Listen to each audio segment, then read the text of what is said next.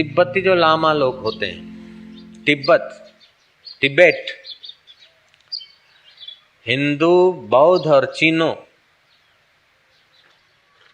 तीनों के मिश्रण को तिब्बत बोलते हैं। हिंदू संस्कृति के ग्रंथ, उसका अनुवाद और उसके योग की कलाएं, बौद्धों की प्राणों उपासना और तपस्या, और तिब्बत वहां के चीनियों की संस्कृति, उसके मिश्रण का जो बेट है उसको तिब्बत बोलते, तिब्बती लामा। तो आज से 950 वर्ष पहले एक प्रसिद्ध लामा हो गए, जो 85 वर्ष की उम्र में जिन्होंने देह त्यागा, तो उनकी चिता जल रही है और जलती चिता कमल के फूल जैसी हो गई, और उसमें से उठ के खड़े हो गए, बैठ गए, और आखिरी उपदेश, फिर लेट गए, तो एक विशाल महल की आकृति में उनकी चिता बदल गई।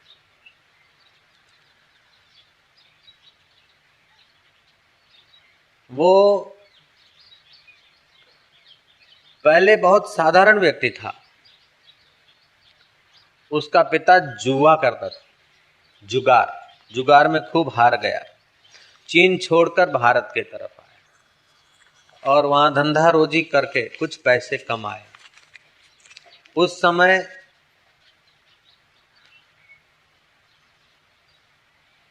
ये लामा तो छोटे थे, 3 वर्ष के था बालक। 7 वर्ष की उम्र में तो उसका पिता चला गया, तो उसकी संपत्ति जो था अपने भाई और बहन के हवाले कर दिया, माना इसके फोई और काका के हवाले कर दिया। ये जब 15 वर्ष का हुआ तो इसकी मां ने कहा अपने जेठ को, अपनी ननद को, कि हमारे जो पति संपत्ति छोड़ के गए हैं बच्चों के लिए, दे दीजिए। उन्होंने तो अपने नाम संपत्ति कर ली थी, हड़प कर ली थी। बोला संपत्ति काहे की छोड़ के गए, हमने तुम लोगों को जिंदा रखा है, नहीं तो तुम मर जाते भूखे, संपत्ति वंपत्ति कुछ नहीं, ऊपर से डांटा। माई को दुख हुआ, और बेटे को 15 वर्ष की उम्र में बेटे को जब पढ़ाना लिखाना बढ़ाना था, तो लोगों ने कहा जब तुमसे ये लोग इतना धोखा करते हैं, इनका प्रभाव है, हम कुछ बोल नहीं सकते, तो हम चंदा करके तुम्हारे बेटे और बेटी की व्यवस्था कर दें। माई ने कहा नहीं, हम चंदा से नहीं जीऊंगी, मैं अपना परिश्रम करके बेटे को उछेरूंगी, और मेरी ननंद ने और मेरे देवर ने जो किया है उसको ठीक सबक भी सिखाऊंगा। बेटे को तैयार किया, पढ़ता था। एक दिन वो खुश मिजाज का था, गीत गाता गाता आया, गीत गाता गाता आया, तो उसकी माँ ने राख की मुट्ठी भरी और एक हाथ में जला हुआ लक्कड़ लिया, राख तो उसके मुंह पे दे मारी और जलती हुई लकड़ी दे मारी। बेशर्म, तेरे काका ने इतना सताया, तेरे फोई ने इतना जुल्म किया, और तू खुश मिजाज होके गीत गा रहा। अगर तू मेरा बेटा है तो उनसे बदला लेके देखा। माँ क्या करूंगे, क्या कर, तेरे नाना कितने प्रसिद्ध थे तांत्रिक विद्या,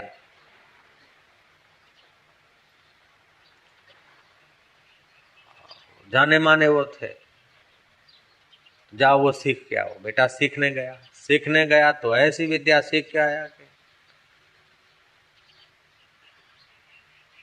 उनके कुल को नाश किया जाए।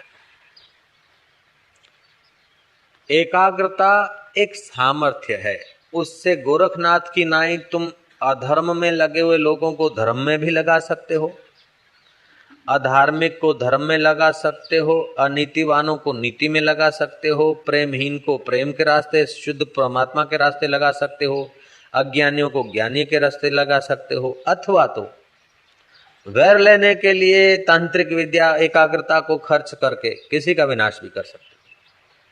लेकिन है वो शक्ति है, तपस्ु सर्वेषु एकाग्रता परम तप।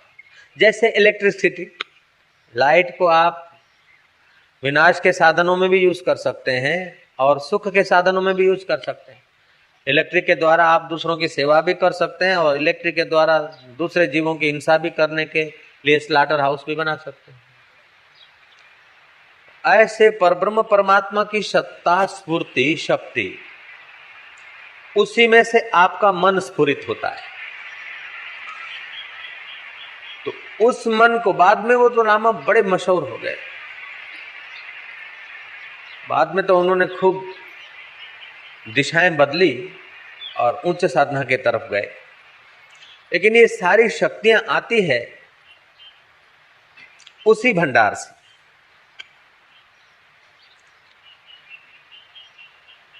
वो विद्या सीखा, गुरु ने कहा बोल क्या चाहते हो? उसने कहा हमारे काका के कुल में जो लोग हैं उसका सबका विनाश करना चाहता हूं। वो विद्या सीखा सीखा। एक दिन गुरु ने दिखाया कि 35 आदमी तो मरे हुए, 35 के तो सिर कटे हुए दिखे उसको ध्यान में, तांत्रिक विद्या के। बाकी बोले 2 सिर ले आओ। बोले 2 भी कटे हुए नहीं देखना चाहता, उनको कर्म का फल भुगवाना चाहता हूं। ऐसे आप दिखाते उससे मैं संतोष नहीं, वो मेरे देखते देखते। उनके वहां कोई मजलिस थी और उसने तांत्रिक उपयोग किया, महाराज छत गिरी और 35 आदमी दब के मर गए। उन दोनों ने जो अन्याय किया था उनको भी रिबा रिबा के मरना पड़ा और अपने योग बल से उन्होंने ओलों की बरसात करके उनके खेत नाश कर दिए। ओलों की बरसात केवल उनके खेतों तक सीमित थोड़े रहेगी, औरों के भी खेत नाश हो गए। तो वेर लेने के लिए जिसको आप दुख देते हो तो उसके इर्द गिर्द वालों को भी तो, निर्दोषों को भी तो दुख पहुंच जाता है। उसके पुण्य खत्म हो गए, नाश हो गए, अशांति हुई, इसको ग्लानि हुई। वो मरे तो सही, बदला तो लिया, लेकिन अब इस विद्या से भी कोई।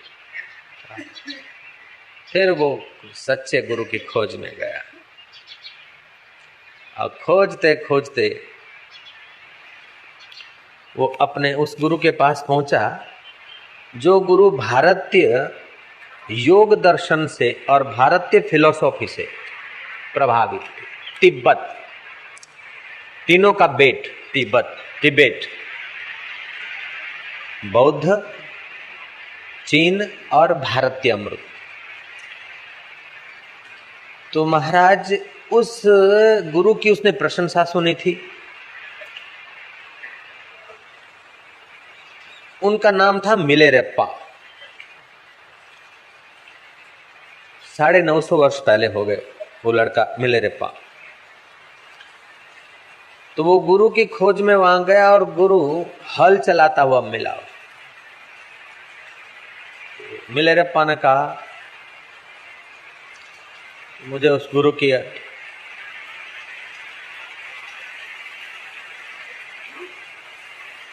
दर्शन करना है। बोले दर्शन तो मैं कराऊंगा, तू मेरा हल चला तो मैं तेरे को दर्शन कराऊंगा। बोले हल चलाऊं? तुम जो बोलो वो करो, मेरे को गुरु का दर्शन करा दो। हल चलाया, बताया कि वो मैं ही हूं।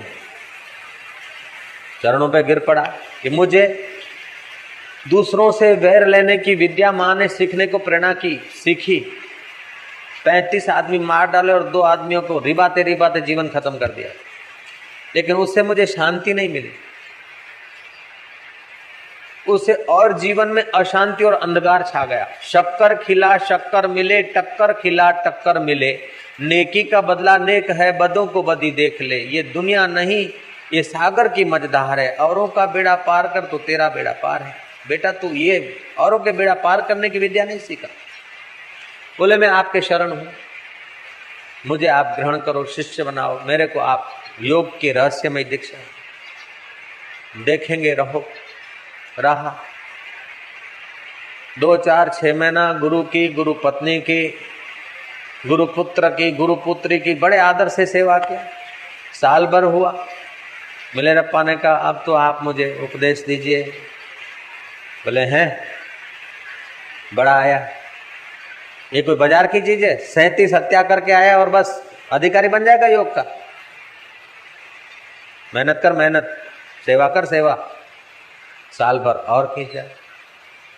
फिर हुआ पर्व, गुरु पर्व या कोई साल का कोई दिन। उनका बड़ा आया है योग की विद्या सीखने को। ऐसे करते करते उसके 3 साल बीत गए। गुरु ने योग विद्या की दीक्षा नहीं दी, योग की कुंजियां नहीं बताई। कुछ टंकार क्रिया होती है, कुछ वो क्रिया होती है, कुछ क्या क्या होता है। लेकिन वो जमाना ऐसा 900 वर्ष पहले का जमाना कसौटी करने का था। अभी जो कसौटी करने बैठे तो अपने को ग्राहक कहाँ मिलेंगे, इसीलिए अभी तो ऐसे ही दे रहे हैं होलसेल में। जय जय। दीक्षा नहीं लेते वो लोग भी कीर्तन करते करते तन्मय हो जाते, तो उन पर भी भगवान की कृपा संप्रेक्षण शक्ति बरस जाती और उनकी भी शक्ति जागृत होने लगती। आश्चर्य की बात है कि उसका कदर नहीं कर पाते, संभाल नहीं पाते। एकांतवास, लघु भोजन ये नहीं ले पाते, इसलिए पूरी यात्रा नहीं होती। बाकी अभी तो बिना मांगे मिल भी रहा है, बड़ा सुविधापूर्ण मिल रहा है। अब तो मानो भगवान और संत लोग लुटा रहे हैं, लुटा रहे हैं। युग का प्रभाव है इसलिए लुटा रहे हैं, एकदम लुटा रहे, खुले हाथ। तो महाराज मिलेरप्पा ने 3-4 वर्ष तक मेहनत की, लेकिन गुरु योग की दीक्षा देने इनकार करे। गुरु पत्नी उसकी सेवा से बड़ी प्रसन्न थी। मिलेरप्पा खिन्न होकर, कभी उदास होकर चले जाने का सोचे तो गुरु पत्नी उसको आश्वासन देती थी, धीरज सबका मित्र है, करी कमाई मत खो। ऐसा सिलसिला चलता रहा। आखिर उसने विवश होकर गुरु के चरणों में सिर रख दिया कि गुरुदेव अब रहा नहीं जाता। मिलेरप्पा ने गुरु को जब आने विनय किया तो गुरु ने कहा अच्छा ऐसा कर कि ये पर्वत पर सामने जो टेकरी है वहां मेरे पुत्र के लिए अष्टकोणा महल बना, इसमें किसी का सहयोग नहीं ले। अगर तू इतना तो एक मकान बनाने में सफल होगा तो फिर तू योग का खजाना संभालने में भी सफल होगा। ईंट पत्थर अपने आप ढोए और पहाड़ी पर ले जा और महल मकान बनाए।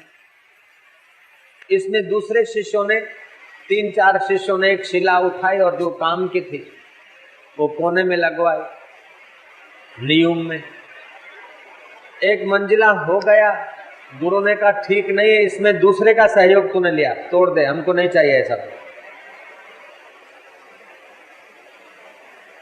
अब गोलाकार बना, गोलाकार बनाया, बोले ठीक नहीं बना। आधा बना, बोले ठीक नहीं बना। पत्थर उठाते उठाते पर्वत पे चढ़ते चढ़ते उसकी कमर टेढ़ी हो गई, पैरों में छाले पड़ गए, शरीर कृष्ण हो गया। एक रात को भाग जाने को तत्पर हुए। गुरु पत्नी ने कहा मूर्ख, भागने से काम नहीं चलेगा। बोले नहीं, मैं जाऊंगा और आपघात करूंगा। कोई भी दुख का, कोई भी मुसीबत का सॉल्यूशन आपघात नहीं है। आपघात करना बड़ा अपने को घाटे में डालना है। धीरज से उसका रास्ता निकाला जाता है, और पुरुषार्थ और धीरज से ऐसा कोई कार्य नहीं कि जो आदमी न कर सके। इसलिए तेरे गुरु के नाम की मैं चिट्ठी लिख देती हूं, दूसरा एक गुरु है उसके पास चला जा और वो तुझे योग विद्या सिखा देगा। मिलेरप्पा ने गुरु पत्नी की बात सिरोधार्य की, चिट्ठी लिया, कुछ सौगातें भेंट पूजा ली और गया उसके पास और बोला कि मेरे को गुरुजी ने भेजा है। हालांकि गुरुजी को पता नहीं था, गुरु पत्नी का मोह था, स्नेह था विशेष। अच्छा, उन्होंने कहा है तो मैं जरूर तुझे दीक्षा दे देता हूं। चिट्ठी भी थी, दीक्षा दे दी और अभ्यास करवाया। अभ्यास करवाया तो सही, लेकिन परिणाम कुछ खाता नहीं था। उसने कहा वो सिद्ध गुरु हैं, उनकी कृपा से तो मैं योग में सिद्ध हुआ, और मैंने तेरे को दीक्षा देकर अपने देखते देखते अभ्यास कराया और तू सिद्धि को प्राप्त नहीं हो रहा है। सच बता, कुछ न कुछ गुरु का तेरे पर रोष है। ये चिट्ठी सचमुच में गुरु ने लिखी है या और कुछ गड़बड़ है?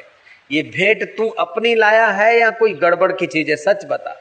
उसने कहा इसी तरह गुरु पत्नी ने गुरुद्वार से चुरा के दे दी स्नेहवश। और गुरु जी तो नाराज थे, मैं भाग के आया। बोले गुरु से भाग कर तू 14 भुवनों में जाए तभी भी सफलता नहीं होगी।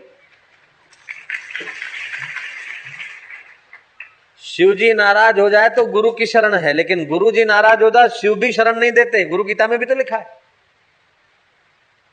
कबीरा वे नर अंध हैं, हरि को कहते और गुरु को कहते और, हरि रूठे गुरु ठौर है, गुरु रूठे नहीं ठौर। ये तो मेरे को भी तुमने पाप में डाल दिया, मैंने उन्हीं से दीक्षा पाई थी, वो तो मेरे गुरु है। जो सौगातें लाया था सबकी सब उठा के अपनी भी थोड़ी मिला के मिले रप्पा और उसके गुरु टेम्पररी गुरु दोनों पहुंचे सदगुरु के चरणों में, जिसने भारत के तमाम आर्ष ग्रंथों की बड़े परिश्रम से खोज करके यहां से ले गए और उनके अनुसार अभ्यास किया। एकांतवासो लघु भोजन आदव करके चित्त के प्रसाद को पाया था। ऐसी संस्कृति है आपकी, ऐसा प्रसाद है सनातन धर्म का। महाराज जब सौगातें धरी गई, पश्चाताप से भरकर मिलेरप्पा रोए और उस गुरु ने भी अपनी गलती व्यक्त करते हुए क्षमा याचना की। तो गुरु ने कहा मूर्खो, ये तो सब ले आया, लेकिन वो लंगड़ी बकरी जो पड़ी है तुम्हारे घर, वो तुम्हारे बाप की थोड़ी है।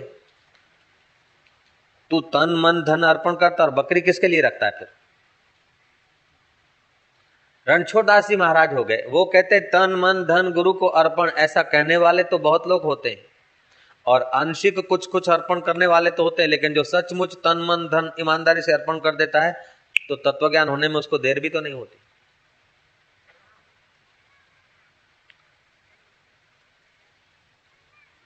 मिलेरप्पा पर गुरुजी राजी हो गए कि बेटा मैं तेरे से ये महल बनवाता और तुड़वा देता था और डांटता था और वर्षों तक तेरे साथ मैंने शत्रुता भरा व्यवहार किया। उसका कारण ये था कि तेरी 35 हत्याओं का पाप धुले, तब तो योग की दीक्षा टिकेगी, नहीं तो ऐसे ही दे डालूं तो तू उसको बिखेर देगा। तेरी माँ मतलब गुरु पत्नी जो थी वो तो तेरी प्रशंसा करती थी तेरे मुंह पे, लेकिन मैं तेरे मुंह पे चाटा मारता था और हृदय में तेरे को मैं प्यार करता था। और तू आया तभी मैं तेरे को मिलने के लिए खेड़ूत का रूप धारण करके आया और तेरे को कहा कि अगर तू मेरे हिस्से का खेड़ दे तो मैं तुझे गुरु से मिला दूं। तू मेरा शिष्य है और तू मेरे पास से ले सकेगा, पचा सकेगा। उसको बड़ा हर्ष हुआ। फिर गुरु ने योग की दीक्षा दी। मिलेरप्पा भी कोई साधारण व्यक्ति नहीं। आज बैठा तो बैठा एकांत में, सिर पर दिया जला हुआ रख के योग का अभ्यास करे। जरा सा इधर उधर हो जाए तो दिया गिर जाए ना। जला हुआ दिया रख के एक बार तो बैठा 11 महीने तक बैठा और उसको ऐसी अनुभूतियां हुई, ऐसा सामर्थ्य और शक्तियां और लोक लोकांतर की अनुभूतियां और राज खुलने लगे कि उतना गुरु को भी अनुभव नहीं हुआ। हमेशा गुरु और पिता शिष्य को और पुत्र को अपने से ऊंचा देखकर खुश होते हैं। औरों को तो पिता हराता है, औरों को तो गुरु हरा दे, लेकिन शिष्य के आगे अथवा पुत्र के आगे पिता अपनी हार देखकर प्रसन्न होता है कि मेरे से वो सवाया हो गया, अच्छी बात। नेता में ये गुण नहीं होता। कोई भी नेता अपनी कुर्सी से अपने फॉलोअर्स को ऊपर नहीं देख सकता। कोई भी ऑफिसर अपने से अपने नीचे वाले को देखने में संतुष्ट नहीं होगा, लेकिन पिता माता और गुरु अपने पुत्रों को अपने से ऊपर देखने में प्रसन्न होते हैं। फिर मिलेरप्पा को कहा बेटा अब जा हिमालय की एकांत शांत कंदरा और अभ्यास कर। और अभ्यास किया और उसने रिद्धियां सिद्धियां आई, देवी देवता आने लगे, देवता लोग उनके दर्शन को आए, यक्ष गंधर्व किन्नर उसकी प्रशंसा करने लग जाए। देखा ये कीर्ति है, कीर्ति की भी जरूरत नहीं है। ऐसा हो जो सोचे वो होने लग जाए। फिर भी देखा कि ये भी मन शरीर तक है, रिद्धि सिद्धियां भी अंतःकरण का धर्म है, इससे भी पार है। मुझे तो बोध को पाना है, मुझे तो चित्त के प्रसाद को पाना है, मुझे तो आत्म साक्षात्कार करना है। ये सामर्थ्य की मुझे लोगों को दिखाकर वाहवाही करें और फिर वाहवाही खत्म हो गई तो ऐसे कैसे नहीं। महाराज वो योग में भी सिद्ध हो गया और बोध के रास्ते चल पड़ा। हिमालय में अहरा गहरा नहीं रह सकता और अभी तो एकदम कठिन है रहना, क्योंकि अब तो ऐसी बस्ती हो गई कि गुप्त जगह पे जोगी रहे ये संभावनाएं कम हो गई। फिर भी रहने वाले मिलारेपा मारपा के सत शिष्य मिलारेपा जैसे खोज लेते हो जगह। वहाँ रहने के बाद भी योग सामर्थ्य आएगा। तत्व ज्ञान के लिए फिर उसको आत्मज्ञान सुनना पड़ेगा, मनन करना पड़ेगा। थोड़ा सा सुनेगा ज्ञान हो जाएगा। वो इतना ऊंचे पुरुष हुए कि बौद्ध धर्म की सब शाखाएं उनको मानती हैं और लामाओं के जगत में तिब्बत में बड़े ऊंचे भारी योगियों में उन भारी योगी के पद पर वे प्रतिष्ठित हुए। अभी भी उनके नाम के स्तोत्र पाठ, जैसे हम लोग यहाँ श्री कृष्ण जी के, राम जी के, शिव जी के स्तोत्र पाठ गाते सुनते हैं, या नानक के प्यारे नानक का गाते हैं, ऐसे उच्च कोटि के महात्मा हो गए।